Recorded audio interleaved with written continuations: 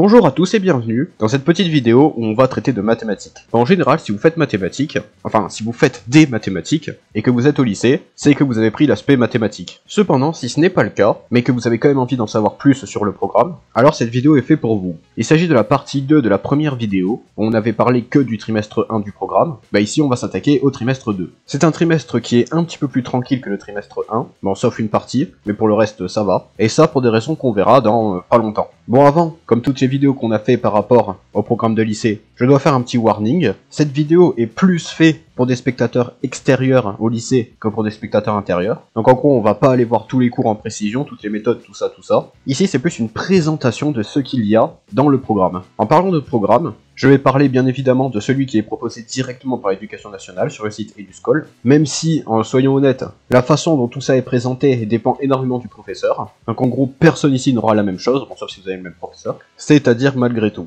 Bon mais évidemment, si vous voulez nous contacter pour une quelconque raison, pour une erreur, des questions ou n'importe quoi, il y aura notre mail dans la description. Et si vous cherchez des sujets de bac, bon il y a plein de sites web qui en proposent comme celui-là, qui sera aussi dans la description. Donc maintenant que tout ça est dit, passons au trimestre 2 de mathématiques en terminale. Bon, commençons avec quelque chose de joli, un peu d'analyse mathématique, puisque théoriquement, c'est au trimestre 2 qu'est censé être introduite une notion qui en mathématiques est extrêmement importante, la notion de continuité. Alors pour tous ceux qui savent déjà ce que c'est, sachez que là, on va pas aller faire de la topologie avancée, c'est pas au programme. Ici, on va juste faire de la continuité de fonctions réelles. En français, on peut dire qu'une fonction est continue entre deux valeurs de x si, pour la tracer sur un graphique, il n'y a pas besoin de lever le crayon. Donc par exemple, comme cette fonction-là, 3x plus 2, vous pouvez largement le faire avec un crayon sans lever la main. Et si à l'inverse, ce n'est pas le cas, donc par exemple pour cette fonction-là, la fonction deviside, je sais pas trop comment ça se dit, donc qui n'est pas au programme de terminale, mais qui est une fonction assez utilisée et qui n'est pas continue, là il faut bien évidemment lever le crayon, alors la fonction est dite discontinue. Bon, le seul problème avec cette définition, c'est que bon, pas besoin de lever le crayon, c'est pas très mathématique comme façon de dire, donc la façon la plus mathématique de dire, du coup pour des fonctions réelles toujours, une fonction est continue pour une valeur de x, si la limite de la fonction, donc en x, est la même, si nous la calculons d'avant ou d'après x. Par exemple, sur cette fonction-là, si vous prenez la limite pour 0, si vous partez d'avant, alors la limite sera de 0, et si vous partez d'après, elle sera de 1. Donc elle n'est pas continue. Enfin, pas continue en 0. Mais bon, de manière tout à fait logique, elle est dite continue entre deux valeurs de x, si toutes les valeurs de x, entre ces deux valeurs, sont continues. Bon, ça. Alors pour ça, du coup, il faut utiliser le concept de limite qui est introduit au premier trimestre. C'est pour ça que ce concept est aussi tardif. Bon, d'un point de vue purement vocabulaire, si pour une valeur qui est discontinue, la limite à gauche de la fonction pour cette valeur est la même que l'image de la fonction pour cette valeur, elle est dite continue à gauche. Et si c'est pareil mais pour la limite à droite, alors elle est dite continue à droite. Et donc en toute logique, si une fonction est continue, alors la limite de la fonction à cette valeur, c'est f de x. Bon ça c'est assez logique. Il est aussi à noter qu'une fonction dérivable en x est continue en x, bien que la réciproque n'est pas vraie. Et pour des valeurs de x hors de l'ensemble de définition de la fonction, alors il n'y a pas de notion de continuité. Par exemple pour la fonction inverse, donc si on la trace ça ressemble à ça pour rappel, le seul endroit où elle pourrait être discontinue c'est en 0, sauf que comme 0 est hors de l'ensemble de définition, alors elle ne peut pas être discontinue en 0. Donc aussi bizarre que cela puisse paraître, elle est continue sur tout son ensemble de définitions. Bon jusqu'à là, on est juste sur des définitions assez simples, mais il faut juste pas se perdre entre les différents mots, sinon vous êtes foutu. Une propriété assez importante d'ailleurs de cette fonction, la composée d'une fonction continue est aussi continue. Donc si vous avez une fonction par exemple f de x qui est continue, et que f de x c'est par exemple uv de x, je sais pas, je dis n'importe quoi, par exemple ça, alors u et v de x seront elles aussi continues. Et à l'inverse, si u et v de x sont continues, alors f le sera aussi. Ça c'est cool parce que juste en décomposant une fonction, vous pouvez savoir si elle est continue. Bon ça du coup ça implique de savoir que u et v sont continues, et ça c'est pas vraiment un problème puisque il est considéré comme admis que certaines fonctions très basiques sont continues. Donc par exemple les polynômes comme ça, continuent, les racines, exposants, exponentielles, tout ça continue, même les logarithmes qu'on verra plus tard continuent aussi, donc bon. Donc au final c'est quand même assez simple à calculer. Avec cette notion de continuité, il y a un théorème qui est aussi introduit, le théorème des valeurs intermédiaires. Alors le théorème des valeurs intermédiaires en fait, c'est un théorème qui se déduit assez facilement du principe même de continuité, et qui est même en vrai assez évident. Si une fonction est définie sur une sous-partie de l'ensemble des réels, ou sur tout l'ensemble, ça dépend, et est continue entre deux valeurs a et b, donc là par exemple a ici et b là, alors elle prendra toutes les valeurs possibles entre f de a et f de b.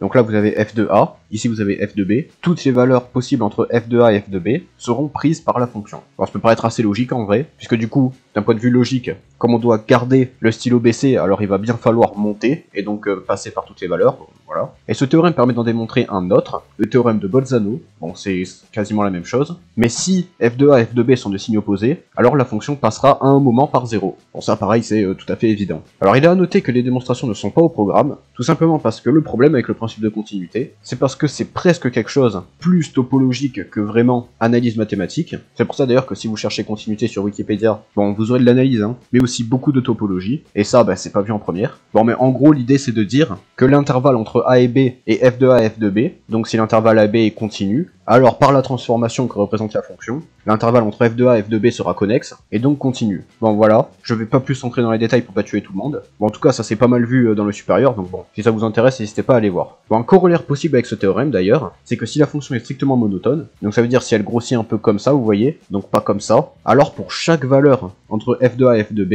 il n'y aura du coup qu'une seule solution. Bah, pour le vocabulaire, un truc comme ça, on appelle ça une application bijective, donc un élément de l'ensemble de départ va vers un élément de l'ensemble d'arrivée, un seul. Bon, bien que ce mot ne soit pas vu en terminale, ça peut toujours être cool de le connaître. Et pour le second trimestre, c'est tout pour la partie continuité. Alors on peut dire que c'est pas grand chose, le truc qu'il faut bien comprendre c'est que derrière, théoriquement en cours, sont traités une grande quantité d'exercices pour bien maîtriser la notion. Bon, des exercices que je ne ferai pas là, parce que c'est pas le but. Mais en tout cas, l'idée ici, bah du coup c'est d'introduire cette notion qui est très importante en analyse mais aussi en topologie, et même en vrai dans un petit peu toutes les mathématiques, donc c'est cool d'enfin pouvoir l'utiliser. Bon maintenant que ça c'est fait, on va complètement changer de sujet, c'est fini l'analyse, on va plutôt partir vers maintenant de la géométrie. Bon, ce qu'on va voir là c'est plus des extensions de ce qui ont été vues en première et au premier trimestre, puisqu'on va parler du produit scalaire dans l'espace. Théoriquement le produit scalaire est traité en première, mais que dans un plan 2D. Bon bah là ce qu'on va faire c'est le traiter dans un espace 3D. Donc pour rappel, le produit scalaire, c'est une opération de produit entre deux vecteurs qui prend en compte leur longueur et l'angle qu'ils forment. Donc la formule pour le calculer c'est ça, donc le produit scalaire entre u et v c'est la norme de u fois la norme de v fois l'angle formé par u et v. Bon ça du coup c'est dans un plan, et pour le faire en 3D, et ben en vrai c'est pas bien compliqué, il suffit juste de prendre votre espace 3D, de prendre les deux vecteurs u et v, et de faire le calcul dans le plan qu'ils forment tous les deux. Et c'est tout. Bon ça peut être cool du coup parce que vous pouvez prouver que deux vecteurs sont orthogonaux si leur produit scalaire est nul. Bon bah ça c'est exactement comme sur un plan 2D. Mais ce qui est aussi introduit pendant ce chapitre, c'est l'utilisation du produit scalaire dans une algèbre précise composée des vecteurs. Qu'est-ce que ça veut dire? Ça veut dire qu'il est possible de les interpréter comme on ferait avec des nombres. Donc par exemple avec des trucs comme les identités remarquables, ce calcul est entièrement possible. Sauf que du coup là, dans les identités remarquables, vous avez une multiplication à un endroit, et bien là du coup la multiplication entre vecteurs, ça va pas être une simple multiplication, ça va être un produit scalaire. Donc en gros un changement d'opération, mais à part ça, ça reste la même chose. Et en modifiant un petit peu cette formule là, vous pouvez en obtenir une autre, celle-ci qui est aussi très utilisée. Pour ce genre de truc algébrique comme ça, c'est pas mal abordé dans le supérieur, donc c'est important de bien comprendre le fait qu'il existe une algèbre pour d'autres choses que des nombres, donc là des vecteurs, et qu'il est effectivement possible de changer l'opération de produit par le produit des éléments qui composent l'algèbre, donc ici encore une fois des vecteurs. Bon, il reste quand même à noter que l'algèbre reste scalaire, puisque ça c'est un nombre, ça aussi, et ça aussi. Alors pour ceux qui veulent plus d'informations sur comment ça fonctionne, ce genre d'algèbre, si vous allez sur Wikipédia, faites attention parce que les informations sont très avancées. Mais bon, l'idée ici, c'est de modifier un petit peu les opérations pour obtenir des trucs qui restent logiques. Parce que oui, du coup, u plus v, c'est un vecteur, et le carré de sa norme, c'est bel et bien cette formule-là. C'est donc ça l'intérêt de passer directement par cette algèbre-là. Il est d'ailleurs à noter que si vous êtes dans un plan orthonormé IJK, alors du coup, tous vos vecteurs seront des combinaisons linéaires de IJ et K.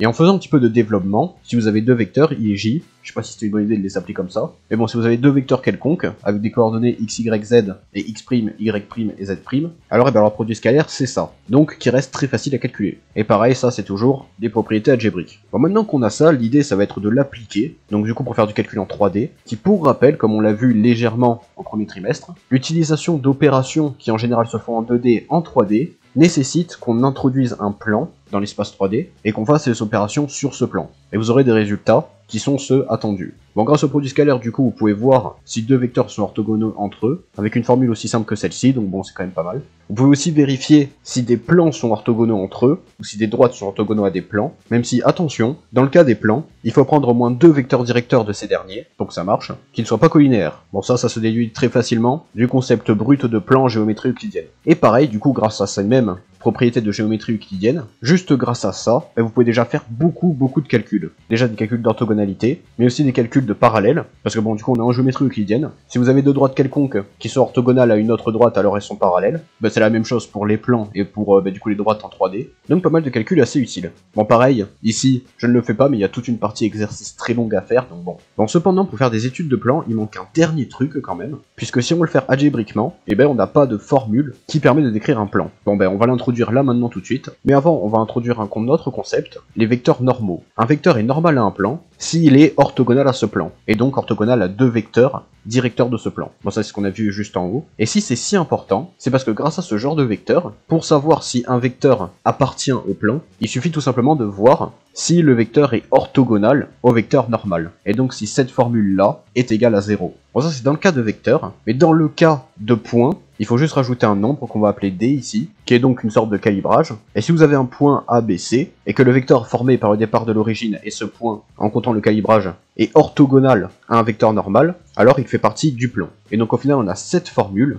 l'équation cartésienne de plan. Donc bien évidemment tous les points du plan respectent cette formule. Et ça c'est extrêmement utile, puisqu'on a une équation cartésienne du coup pour le plan, on en a aussi des équations paramétriques pour les droites, et même pour des points, et donc grâce à ça vous pouvez même créer des systèmes d'équations qui permettent de donner des points d'intersection entre par exemple des plans et des plans, ce qui représente des droites, ou entre des droites et des plans qui représentent des points. Grâce à ça vous pouvez faire un truc qui s'appelle la projection orthogonale d'un point sur un plan, qui représente le point sur le plan le plus proche du point dont on cherche le projeter. Bon, et pour ça, il faut utiliser le vecteur normal. Encore une propriété basique de la géométrie euclidienne. Bon, pareil pour ça, là, j'ai introduit en genre 10 secondes plein de trucs ultra pratiques, mais bon, tout ça, il y a tous les exercices derrière et tout, donc en vrai, c'est assez long à traiter. Mais bon, ça, en géométrie, c'est ultra pratique, donc c'est vraiment cool de le voir, surtout pour le supérieur où ça pourrait être très utile. Bon, maintenant qu'on en a fini avec la géométrie, je vous propose un petit peu d'algèbre, de nombres réels dans ce cas, avec un truc là qui va vraiment changer de ce qu'on a vu pour l'instant depuis le début de l'année, puisque c'est un truc qui est totalement nouveau, enfin nouveau au lycée, même si en général c'est pas rare du tout qu'il y ait pas mal de gens qui savent déjà ce que c'est avant que le chapitre arrive, les logarithmes, et plus précisément ici le logarithme népérien. En terminale, l'introduction du logarithme népérien se fait comme étant la fonction réciproque de la fonction exponentielle. Alors qu'est-ce que ça veut dire? C'est très simple, ça veut dire que du coup, l'exponentielle du logarithme de x, ça fait x. Donc si vous prenez les deux fonctions comme ça, exponentielle à gauche, logarithme à droite, et que vous en faites une fonction composée, vous avez une fonction f de x est égal x. Donc l'avantage avec cette fonction, c'est que si vous avez une équation, exponentielle de x est égal y, et que vous voulez savoir la valeur de x, et bien en fait, il s'agit du logarithme népérien de y. Ça permet donc de résoudre des équations qui font intervenir la fonction exponentielle. Et là, pas besoin de se rapprocher ou quoi que ce soit, là on peut la résoudre directement avec la valeur réelle. Bon, l'histoire de cette fonction-là est assez intéressante, donc si vous voulez aller jeter un coup d'œil, n'hésitez pas. Bon, on va pas le faire là parce que c'est moyennement demandé dans le programme. Bon, d'un point de vue purement analyse, cette fonction est définie sur R plus privé de 0, donc comme ça, tous les nombres positifs sauf 0 en fait, et elle est continue, croissante, concave et dérivable. Comme ça au moins c'est dit. Il est aussi à dire que chaque antécédent de cette fonction n'a qu'une seule image. Dans le jargon, on dit que la fonction est dite bijective. Donc en gros, par exemple, si vous avez cette équation-là, alors vous pouvez passer au logarithme népérien des deux côtés, donc vous obtenez du coup x est égal à ln de y, comme on a vu tout à l'heure, sans que cela pose problème. Cette propriété, ça s'appelle la bijectivité. Bon, c'est pas vu en terminale, je sais pas pourquoi, mais bon, comme ça vous le savez. La dérivée brute de cette fonction, c'est la fonction inverse. Sa limite en 0, c'est moins l'infini. Là, je fais une petite erreur d'ailleurs. Et sa limite en plus l'infini, c'est plus l'infini. Bon, cette fonction a quelques valeurs précises, comme ln de 1 qui sera toujours égal à 0, et ln de e, le nombre naturel, qui est égal à 1. Historiquement d'ailleurs, ce nombre naturel est extrêmement lié avec le logarithme, et c'est en grande partie d'ailleurs pour ça qu'il a été développé. Bon, cependant, il y a un petit truc à dire. Bon, pour rappel, du coup, la fonction exponentielle, c'est e, donc ce nombre naturel exposant x. Donc pour rappel, e, c'est 2.71 et quelques. Et donc un truc qu'on peut se demander, c'est qu'est-ce qui se passe si à la place de e, on met une autre valeur, comme par exemple 2 exposant x est égal y.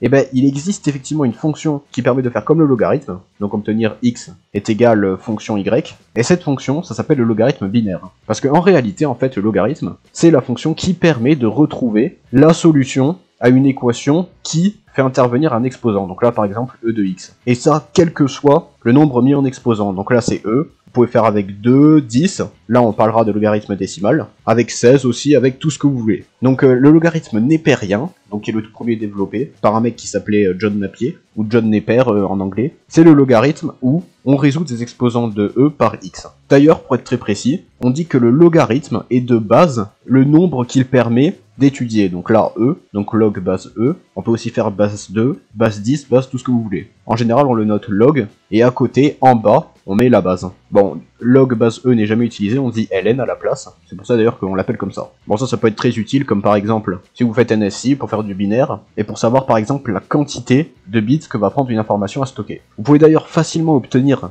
un logarithme de base a via le logarithme népérien, parce qu'en fait, le logarithme de base a de x, c'est le logarithme népérien de x divisé par le logarithme népérien de a. Voilà, on peut retrouver une sorte de produit en croix, parce que truc cool, le passage d'un logarithme à un autre se fait juste du coup par un produit, ou un quotient, pour aller plus vite, donc il y a une conséquence directe de la façon même dont fonctionnent les logarithmes et leur lien avec les exposants. Donc une fonction quand même extrêmement cool et très utilisée en mathématiques. Et d'ailleurs, historiquement, on va y revenir vite fait, si Napier a créé cette fonction, c'est bon pour pas mal de choses, mais aussi, grâce à ça, il a permis d'obtenir un résultat assez cool. On peut transformer, grâce à ce logarithme, un produit en somme. Alors, la démonstration est assez simple, c'est de simples conséquences de la façon même dont fonctionne le logarithme, et même si aujourd'hui, avec nos calculatrices modernes, ça c'est beaucoup moins utile, à l'époque, pour faire 100 milliards fois, je sais pas, 250 millions, ça pouvait être pratique. Bon, pas sûr d'avoir pris le bon exemple. Et si ça c'est possible, alors il est aussi possible d'obtenir avec des formes différentes de produits d'autres propriétés, comme par exemple une division, qui devient du coup une soustraction, un exposant qui devient une multiplication, et une racine carrée qui devient